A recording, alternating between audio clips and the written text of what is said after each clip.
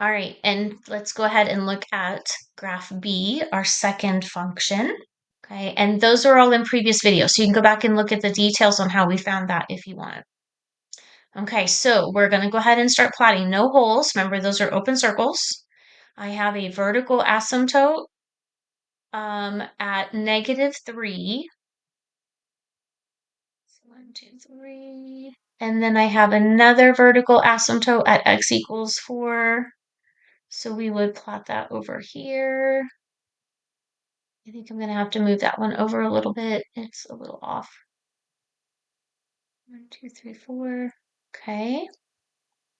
We have a horizontal asymptote at y equals 2. We'll go up to 2 and draw that. And now we can kind of get a feel for where our graph is going to be in here. We have a y-intercept of 0, 1, 12th, which is just barely over top of the line. And we have two x-intercepts. We have one of them at 1, and we have another one at -1/2. So that means that we know that we have to be in this region of our graph. Okay.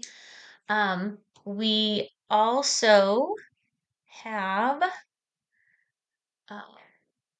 a great opportunity to use Desmos so that we can figure out where these other points of our graph are going to be.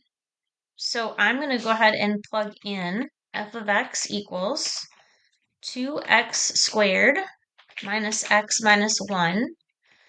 And we're going to divide all of that by x squared minus x minus 12.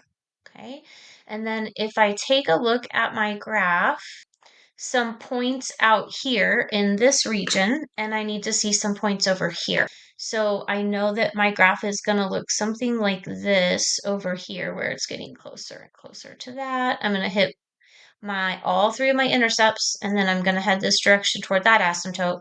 So -1, 2, 3, 4, 5. Let's figure out where we're at -5 and 1, 2, 3, 4, 5, 6. Let's do +6. Okay, so we'll plug in f of -5. So we'll go over to our first open line, and I'm going to say f of -5, and it's going to tell me my graph is at +3. Okay, so if my x is -5, my y is 3. So -5 and then 1, 2, 3, which means it's going to be up here.